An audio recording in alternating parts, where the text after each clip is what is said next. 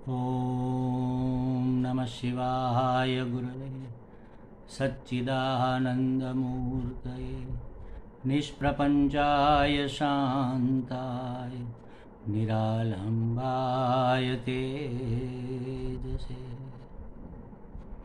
हरिओम प्रभु जी। आज के इस प्रश्न परिषद में आप सबका स्वागत है। आज का प्रश्न बेंगलोर से ज्योति गुप्ता जी का है।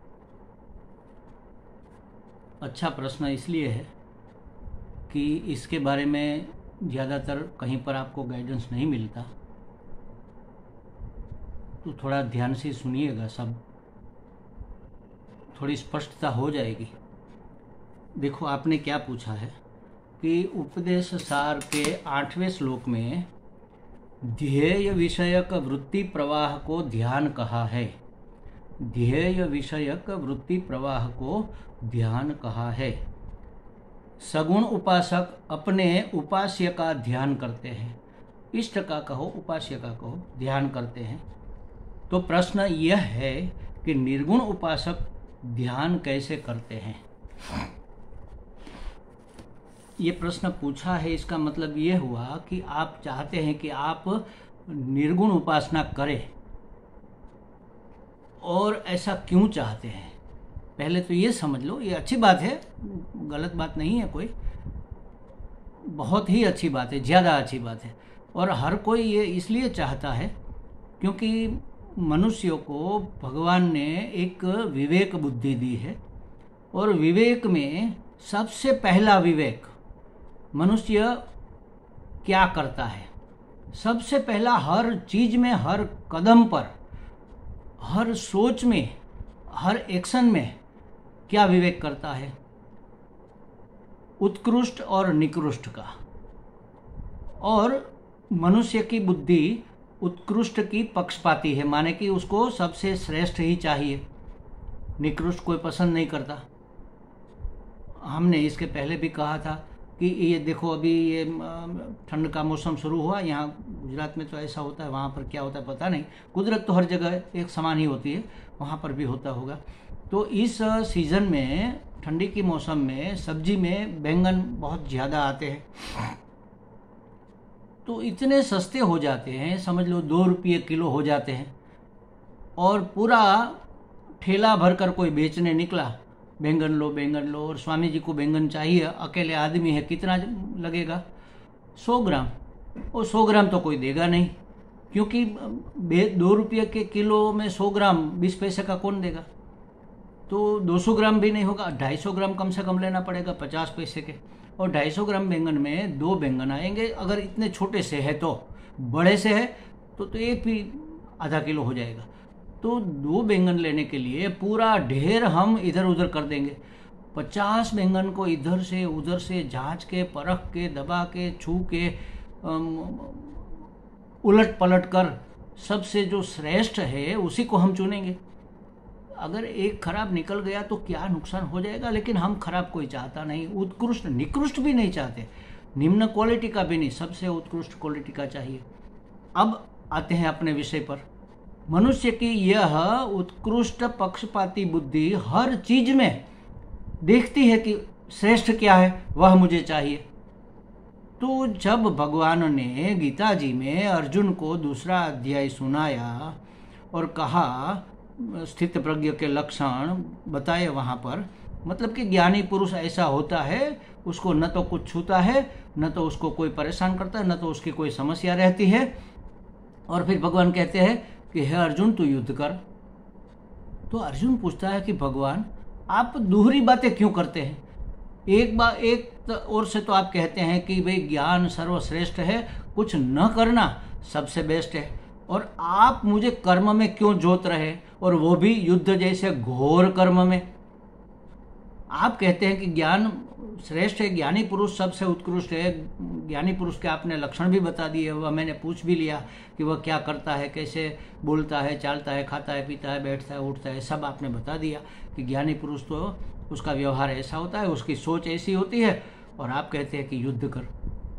तो मुझे ये 2 चीज़ें क्यों कह रहे हैं। तो भगवान ने वहाँ पर एक श्लोक कहा है, आप जरा उसको पढ़ लेना। यहाँ पर भी हर एक लोगों की मिस्टेक हो जाती है। भगवान ने कहा कि अर्जुन तुम्हारे लिए, देख लो क्या कहा, तुम्हारे लिए कर्मयोग श्रेष्ठ है। ऐसा नहीं कहा कि कर्मयोग श्रेष्ठ है और ज्ञान योग निकृष्ट है और ध्यान योग मीडियम है और भक्ति योग ये है, ऐसा भगवान ने नहीं कहा। उसने कहा तुम्हारे लिए। क्यों तुम्हारे लिए? क्योंकि तुम जिस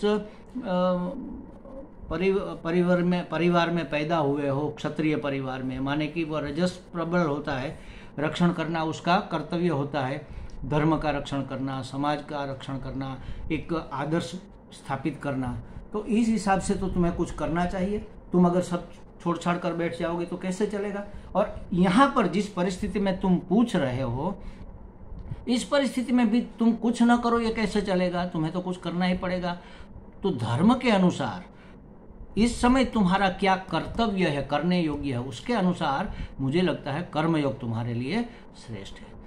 देख लो, अगर ज्ञान योग उत्कृष्ट है, इसमें कोई दो राय नहीं है, फिर भी भगवान ने कर्मयोग का उपदेश अर्जुन को क्यों दिया?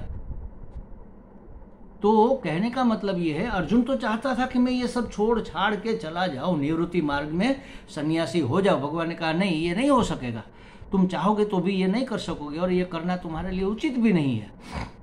हम भी चाहते हैं कि सर्वश्रेष्ठ को पसंद करें, तो ज्ञान मार्ग सर्वश्रेष्ठ है, चलो ज्ञान मार्ग में जाते हैं।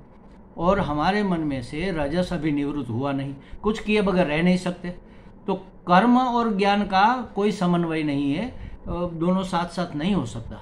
कर्म पहला स्टेप है, ध्यान माने भक्ति और ज्ञान, इस क्रम में चलना होता है। भक्ति तो दोनों के साथ रहती है, कर्म करेंगे तब भी उसके साथ में भक्ति रहेगी और ज्ञान योग करेंगे तब भी उसके साथ में भक्ति तो रहेगी। तो दो ही मार्ग है, प्रवृत्ति मार्ग और निवृत्ति मार्ग। प्रवृत्ति मार्ग में कर्म आता है और पूजा पाठ, ये सब भी कर्म हो गया, ये पूजा पाठ के रूप में भक्ति होती है। और ज्ञान योग में आत्म अनुसंधान के रूप में भक्ति होती है। तो आपने जो पूछा, आपने, क्योंकि आपने सुन रखा है कि अंत तो गत्वा, तो हमें परमात्मा में एक हो जाना है और परमात्मा, वास्तव में परमात्मा निर्गुण निराकार है। तो हमें निर्गुण भक्ति करनी चाहिए, निर्गुण उपासना करनी चाहिए। बात भी सही है, लेकिन कब करनी चाहिए? पहले हम सगुण साकार की उपासना करेंगे, फिर आकार को छोड़ देंगे, सिर्फ सगुण की उपासना करेंगे, फिर गुण को भी छोड़ देंगे, निर्गुण निराकार की उपासना करेंगे। उपासना माने क्या? नजदीक बैठना, उपासनम, नजदीक बैठना। किसके नजदीक? अपने ध्येय के नजदीक बैठना, जिसको हम परमात्मा कहते हैं, आत्मा कहते हैं, ब्रह्म कहो, जो भी कहना है आप कह सकते हो। अपना ध्येय तो वही है। या तो समझ लो आनंद की प्राप्ति करनी है तो अपने आनंद से जुड़े रहना, अपने आनंद के करीब बैठना, आनंद से दूर नहीं जाना।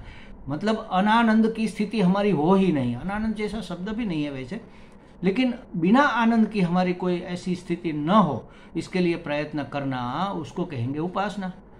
तो अब निर्गुण उपासना, सगुण उपासना, देख लो आपने क्या कहा, ध्येय विषयक वृत्ति प्रवाह को ध्यान कहा है।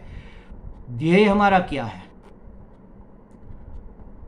पर ब्रह्म परमात्मा हमारा ध्येय है। वो उसका स्वरूप कैसा है? देखो, उसका रूप नहीं मैं कह रहा हूँ, उसका स्वरूप कैसा है, उसका गुण भी नहीं कह रहा हूँ, उसकी विशेषता भी नहीं कह रहा हूँ। सत्य चित्त आनंद स्वरूप है, सत्य चित्त आनंद रूप नहीं है, स्वरूप है। ये उसकी विशेषता नहीं है, ये उसका विशेषण नहीं है, ये उसके गुण नहीं है, उसका स्वरूप है। स्वरूप माने सोना और रूप माने हार या बुट्टी विट्टी चेन वगैरह जो अलंकार होते हैं, उसको रूप। अलंकार, सोना रूप में ढलता है तो अलंकार, अलंकार के रूप में सोना है, लेकिन सोना स्वरूप है। बस उसी तरह परमात्मा वास्तव में सत्य चित्त आनंद स्वरूप है।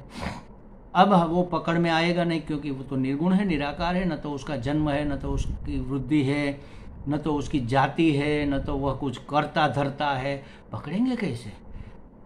निर्गुण परमात्मा को पकड़ना है तो अगर कहीं जन्मा है तो जाति के ऊपर से हम कहेंगे कि पुरुष है या स्त्री है, सवर्ण है या जो भी है, मतलब क्षत्रिय है, राजपूत है, ब्राह्मण है या वैश्य है, शूद्र है, जो भी है, जन्म के आधार से कहेंगे। अच्छा, अवस्था नहीं है उसकी, बालक है, युवान है, वृद्ध है, वो भी नहीं है, स्त्री है या पुरुष है, ये भी नहीं है, कुछ करता नहीं है। करता होता तो कहते कि वह ड्राइवर है, समझ लो ड्राइव कर रहा है, किचन में काम कर रहा है तो हम कहेंगे रसोईया है भगवान, वो भी नहीं है, कुछ करता धरता भी नहीं है, कैसे पकड़ेंगे उसको? तो वहाँ तक पहुँचने के लिए हमें पहले सगुण साकार का ध्यान करना चाहिए, मतलब उसकी उपासना करनी चाहिए। उपासना का मतलब क्या? उसके करीब रहना। सगुण और साकार के रूप में परमात्मा कहाँ कहाँ पर है ढूंढो और उसको पकड़ो और उसके करीब रहो, माने उसके साथ मन से जुड़े रहो। कुछ भी करते हुए परमात्मा का चिंतन छूटने न पावे, इसको कहेंगे उपासना। तो सगुण साकार रूप में जो सत्य चित्त आनंद है वह अस्थि भांति प्रिय के रूप में हमें नाम रूप में दिख रहा है। अस्थि भांति प्रिय वो होकर वह पकड़ में आएगा, लेकिन अस्थि भांति प्रिय भी नाम रूप लेकर प्रकट हुआ है। तो क्या कहते हैं वो जनता जनार्दन, जनार्दन माने परमात्मा कृष्ण, जो भी कह लो, तो जनता ही जनार्दन है। या ये भी कहते हैं, क्या कहते हैं वो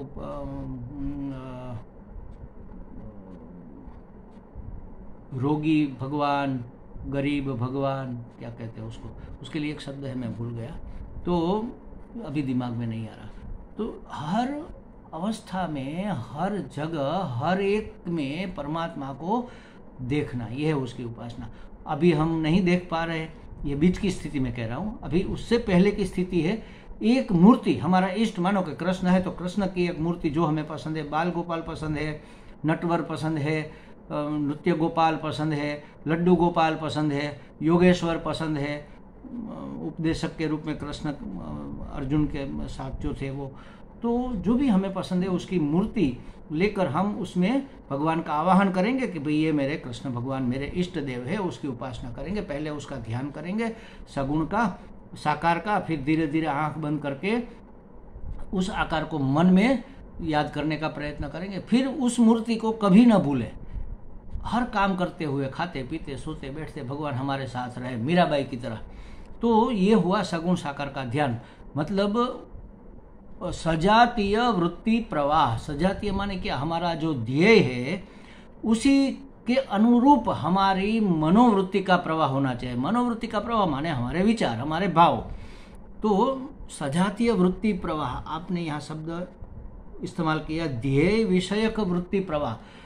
जो हमारा ध्येय है उसी के अनुसार हमारी वृत्ति हो, उसको कहेंगे ध्येय विषयक। और उसमें कोई विजातीय वस्तु आ न जाए, सिर्फ उसी को वही प्योर रहे, उसको कहेंगे सजातीय वृत्ति प्रवाह। तो ये करते करते करते धीरे धीरे पता चलेगा कि अरे परमात्मा तो सिर्फ इस मूर्ति में नहीं है, वो तो आनंद स्वरूप है। तो हर वस्तु कहीं ना कहीं, कोई ना कोई, किसी न किसी को प्रिय है, उपयोगी है। तो ये आनंद है, आनंद की स्थिति। प्रिय वो आनंद की पहली स्थिति है, तो उपयोगी इससे भी पहले की स्थिति है। तो उपयोगी है इसलिए प्रिय है, और इसीलिए तो है। अगर वह उपयोगी नहीं होती, किसी को प्रिय नहीं होती, तो उसका कोई हेतु नहीं होता, वो होती ही नहीं। तो देखो कहाँ कहाँ पर है, अस्थि भांति प्रिय रूप में परमात्मा हमें दिख रहा है। तो देखो हमने सगुण साकार से थोड़ा आगे बढ़ने का प्रयत्न किया। ऐसा करते करते अस्थि भांति प्रिय रूप में हर जगह हमें परमात्मा ही परमात्मा दिख जाए, फिर नाम रूप विलुप्त हो जाए। नाम रूप को धारण करके अस्थि भांति प्रिय रहा हुआ है। अस्थि भांति प्रिय माने सच्चिदानंद। फिर नाम रूप को हम ध्यान में न ले, उसका होना मात्र, उसका भासमान होना मात्र, उसका प्रिय होना मात्र ही रह जाए। ऐसा कब होगा? ये सब पहले अपना होना मात्र रह जाए, पहले अपना ही बोध स्वरूप, बोध होना, हमें बोध होना मात्र रह जाए। और हम अपने आप को तो प्रिय है ही है, कोई अपने आप से कभी नफरत कर ही नहीं सकता। सबसे ज़्यादा तो आत्मनस्तु कामाय सर्वम प्रिय भवति, अपने लिए तो सब प्रिय है, बाकी और सब चीज़ें उसके लिए थोड़ी ही प्रिय है। तो पहले अपने आप को अस्थि भांति प्रिय रूप में जानना है। इस शरीर को, ये आकार है, हमारा जो रंग रूप है, उसको हमें उसका निरोध करना है, मतलब यहाँ से उसको निकाल देना है कि ये मैं हूँ, ये बात निकाल देनी है। मैं तो अस्थिभाति प्रिय रूप हूँ, माने सत्य चित आनंद स्वरूप हूँ। मैंने यह देह, यह नाम, यह कर्म, यह जाति, ये सब धारण किया हुआ है। तो धारण किए हुए का क्या महत्व है? महत्व तो उसको धारण करने वाले का है ना। तो जो धारण करने वाला अस्थिभाति प्रिय है, जो सत्य चित्त आनंद है, पहले अपने आप को सच्चिदानंद जानेंगे, तभी सामने वाले को हम अपने आप को देह मानते हैं, तो सामने वाले को हम देह ही मानेंगे ना। उसको सच्चिदानंद परमात्मा कैसे मानेंगे? अपने आप को नहीं मान। पहले अपने को जानो और मानो, फिर जगत को जानो और मानो, और तब हमें जगत का ये ठोस जो आकार अभी जो दिख रहा है ना, वो दिखेगा। लेकिन जैसे मृग जल दिखता है, लेकिन हम समझते हैं कि वहाँ पर जल है ही नहीं, सिर्फ भ्रम हो रहा है, ये दृष्टि भ्रम है। उसी तरह हमें लगेगा कि ये नाम रूप फोम जो है वह मृग जल की तरह है, दिख रहा है। हम बिल्कुल कह सकते हैं कि है, इस रंग का है, इस रूप का है, इस आकार का है, छोटा है, बड़ा है, पतला है, मोटा है, सब दिखेगा। लेकिन हमें पता चल जाएगा कि वहाँ पर प्रकाश की किरणों के सिवा और रेत के सिवा जल जैसी कोई चीज नहीं है। उसी तरह इस जगत में भी चैतन्य सागर घूघवे, ये चैतन्य हर जगह चैतन्य व्याप्त हमें दिख जाएगा। तो ये हुआ निर्गुण का ध्यान। एक बार हमें ये बात बुद्धि से समझ लेनी है, फिर मन से माननी है, और मन से मानने का नाम है निर्गुण ध्यान में निष्ठा के लिए प्रयत्न करना। उसी को सजातीय वृत्ति प्रवाह कहते हैं, उसी को निधि ध्यासन कहते हैं। तो निधि ध्यासन है, यह निर्गुण उपासना का एक प्रकार है। निर्गुण उपासना, उसमें दृढ़ रहना। पहले समझ आ गया कि अस्थिभाति प्रिय है, जो नाम रूप में रहे हुए है। अस्थिभाति प्रिय रूप नाम अंश पंचकम आद्यत्रय ब्रह्म रूपम ततोद्वयम जगत रूपम। पहले दो अस्थिभाति प्रिय आद्यत्रय, ये पहले तीन। अस्थिभाति प्रिय माने सत्य चित्त आनंद ब्रह्म रूप है, ततोद्वयम जगत रूप, बाकी जो दो बचे नाम रूप, ये जगत रूप है। जगत जो दिख रहा है हमें, जगत जैसी वास्तव में कोई चीज नहीं है। जैसे जल जैसी वहां पर कोई चीज नहीं, उसी प्रकार हमें नाम रूप के साथ व्यवहार भी करेंगे, खाना भी खाएंगे, ठोस रोटी भी हमारी थाली में आएगी, लेकिन हम जानेंगे कि ये अस्थिभाति सच्चित आनंद इस रूप में हमारे सामने आ रहा है। सच्चित आनंद परमात्मा हमारी भूख को मिटा रहा है, और भूख भी हमारी कहाँ पर है? तो ये शरीर की है। ये सच्चिदानंद परमात्मा इस शरीर मिथ्या के उपयोग में आ रहा है। तो ये जान लेना और उसको दृढ़ करना, उसी प्रकार सुबह शाम बैठकर पहले प्रैक्टिस करना, ध्यान करना, निधि ध्यासन करना, और फिर चलते फिरते 24 घंटे उसी में रमे रहना, उसी को कहते हैं निर्गुण ध्यान। ध्येय की प्राप्ति के लिए जो किया जाता है ना, वही ध्यान होता है। हमारा ध्येय क्या है? सच्चिदानंद। तो ध्यान हमें किसका करना पड़ेगा? सच्चिदानंद का करना पड़ेगा, निर्गुण निराकार का। लेकिन वहाँ पर हमारी बुद्धि स्थिर नहीं रहती, तो इसलिए पहले उपासना करेंगे ताकि हमारा मन चांचल्य छोड़ दे, कर्मयोग करेंगे ताकि हमारा अंतःकरण शुद्ध हो जाए। अंतःकरण शुद्ध हो गया और फिर अचल भी हो गया, स्वस्थ, मतलब अपने आप में ठहरने वाला, अपनी चंचलता छोड़कर स्थिर हो गया, तब फिर हमारा ये वृत्ति प्रवाह कंटिन्यू चलेगा। वरना कोई ना कोई चीज़ हमें अट्रैक्ट कर लेगी। हमारा ध्येय क्या है? मुक्ति, लिबरेशन। कहाँ से? सभी लिमिट से, सभी पराधीनताओं से हमें मुक्त होना। सभी लिमिट, अभी तो हम लिमिट, ये शरीर हमारी लिमिट है, क्योंकि हम शरीर है। अगर हम शरीर नहीं है तो शरीर हमें बांध नहीं सकता, हमें लिमिट में रख नहीं सकता। हम तो सर्वत्र अत्र तत्र सर्वत्र व्याप्त हो जाएंगे। तो जो लिमिट है, जो हमारी मर्यादा है, जो हमारी पराधीनता है, किसी न किसी के अधीन हम रहते हैं। हम सर्वतंत्र स्वतंत्र कहाँ पर है? वही हमारा ध्येय है।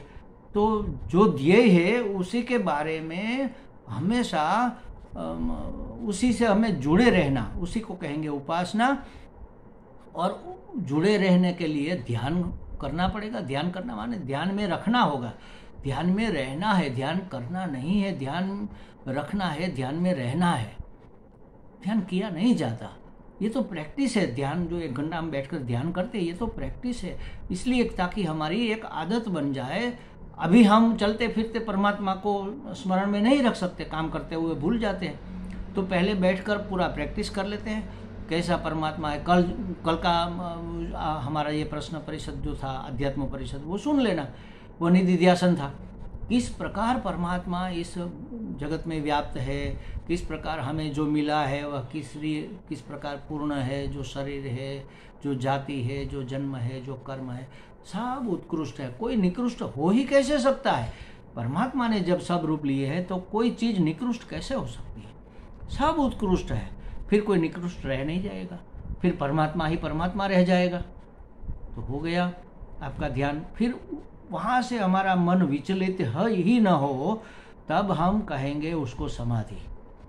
ये सहज समाधि हो गई। चलते फिरते समाधि बैठकर पहले करेंगे, फिर चलते फिरते खाते पीते कुछ भी करते हुए हमारी समाधि रहेगी। तो इस प्रकार से निर्गुण ध्यान हमें करना। निर्गुण उपासक को इस प्रकार से आगे बढ़ना चाहिए। अस्थि भाति प्रिय रूप में अभिव्यक्त परमात्मा को पहचानना ही, और पहचान कर उसको याद रखना, उसको ध्यान में रखना ही निर्गुण ध्यान है। और वह मैं हूँ, सबसे पहले मैं से शुरू होता है। मैं हूँ, मुझे अपना बोध भी हो रहा है। कोई ये नहीं कह सकता मैं हूँ कि नहीं हूँ, मुझे संशय है, ये नहीं कह सकता। हमें अपना बोध भी हो रहा है, मैं हूँ और मुझे अपना बोध हो रहा है। माने अस्थि और भाति माने सत और चित हो गया, और मुझसे ज़्यादा मुझे कुछ भी प्रिय नहीं हो सकता। तो आनंद, तो मेरे आनंद के लिए मैं ही पर्याप्त हूँ ना। मुझे किसकी ज़रूरत है? मेरा होना ही आनंदप्रद है, मेरा भासमान होना ही, मुझे पता चलना कि मैं हूँ, यही सबसे ज़्यादा सबसे बड़ी चीज़ है। तो अगर हम अपने आप को शरीर मानना छोड़ सकते हैं, तभी हम जगत को ठोस मानना छोड़ सकते हैं, तभी हम सत्य मिथ्या का विवेक कर सकते हैं। अगर मिथ्या विवेक हो गया, जैसे मृग जल का विवेक हो गया कि ये मिथ्या है, उसी तरह ये दिख रहा है लेकिन है नहीं, उसी तरह ये जगत भी मिथ्या है, दिख रहा है लेकिन है नहीं। तो क्या है? सच्चिदानंद परमात्मा इस रूप में दिख रहा है तो सच्चिदानंद परमात्मा ही, लेकिन दिख रहा है इस रूप में। ऐसा हमेशा याद रखना, ध्यान में रखना, इसको कहेंगे निर्गुण ध्यान। और उसके लिए प्रैक्टिस करने के लिए निधिध्यासन करना होता है। बैठकर पहले सुबह शाम 1-1 घंटा बैठकर करो, फिर सुबह शाम दोपहर 3 बार करो, फिर सोने से पहले, जागने के बाद तुरंत करो। आप अपना समय निश्चित कर लो कब कब करना है। हो सकता है, मैं तो ये टेक्निक बहुत मुझे अच्छी लगती है, मैं भी इसका उपयोग करता हूँ कि हर घंटे या 1.5 घंटे के बाद आप अपना मोबाइल में एक अलार्म फिट कर दो। मैंने 1.5 घंटे में किया हुआ है। हर 1.5 घंटे में टिट टिट टिट टिट बजने लगता है। तो जैसे ही वह बजता है, पहले उसको कट करके आँख बंद करके बैठ गए। कितना बैठना है? सिर्फ 1.5 मिनट बस। अपने आप को, अपने आप की पहचान हमें भूलनी नहीं है। इसको कहेंगे सजातीय वृत्ति प्रवाह। चलाएंगे 1.5 मिनट तक, फिर अपने काम में जुट जाएंगे। जो भी अध्ययन कर रहे हैं, जा रहे हैं, आ रहे हैं, खा रहे पी रहे, जो भी, स्कूटर लेकर आप जा रहे हैं, आपका अलार्म बजा, आप साइड में पार्क करो, साइड में रोक दो, स्कूटर ऊपर बैठे बैठे ही आंखें बंद कर दो 1 मिनट 1.5 मिनट, फिर आगे बढ़ जाओ। तो हमेशा आपका ध्यान चलता रहेगा, सजातीय वृत्ति प्रवाह चलता रहेगा। इस प्रकार निर्गुण ध्यान तक हमें पहुंचना है, और फिर ध्येय को सिद्ध करके निर्गुण निराकार होकर ही हमें मुक्त होना है। कोई फिर लिमिट नहीं रहेगी, कोई फिर बंधन नहीं रहेगा, कोई फिर पराधीनता नहीं रहेगी। उसी को कहेंगे अहम ब्रह्मास्मि, मैं ब्रह्म हो गया। मतलब मैं ब्रह्म था ही, अब मुझे ब्रह्म होने से जो अवरोध थे वह नहीं रहे।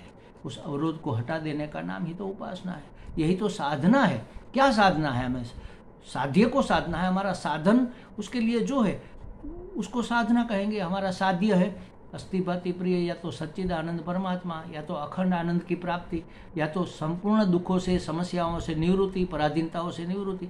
एक ही चीज़ है, डायमेंशन अलग अलग, देखने का दृष्टिकोण अलग अलग है, वस्तु तो एक ही है। तो इस प्रकार से, और आप ये जो आज हमारी बातें हो रही है ना, इसको बार बार सुनना भी, तभी ये दिमाग में बैठेगी। एक बार में ये बातें समझ में नहीं आएगी। हाँ हाँ हाँ हम समझ गए। ये ऊपर ऊपर की बातें तो कोई काम की ज़्यादा नहीं रहती, ठीक है, लेकिन उसको बार बार सुनो, उसके बारे में सोचो और अपना रास्ता खुद निकालो। सिर्फ दिशा निर्देश सब कर सकते हैं, आपको उंगली पकड़कर कोई पहुंचा नहीं सकता, वो तो आपको ही चलना पड़ेगा। कह दिया कि पूर्व की ओर, उत्तर की ओर आगे बढ़ो, बस हिमालय जाना है, उत्तर की ओर आगे बढ़ो। अब कैसे बढ़ना है आपको तय करना है। आप बाय एयर जाओ, बाय ट्रेन जाओ, बाय टैक्सी लेकर जाओ, अपनी कार लेकर जाओ, या चलकर यात्रा, पैदल यात्रा करो। धीरे धीरे धीरे आप हिमालय पहुंच जाओगे।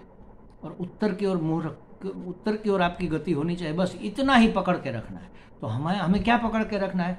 सच्चिदानंद परमात्मा, बस उसी को पकड़ के रखना है। उसी तरफ हमारी सब वृत्तियाँ उसी तरफ बहे, तो एक दिन हमारी ये सहज समाधि फलीभूत हो जाएगी और अहम ब्रह्मास्मि का हमें अनुभव हो जाएगा। हमें लगता है ज्योति जी को काफ़ी बातें समझ में आ गई होगी। हरि ओम।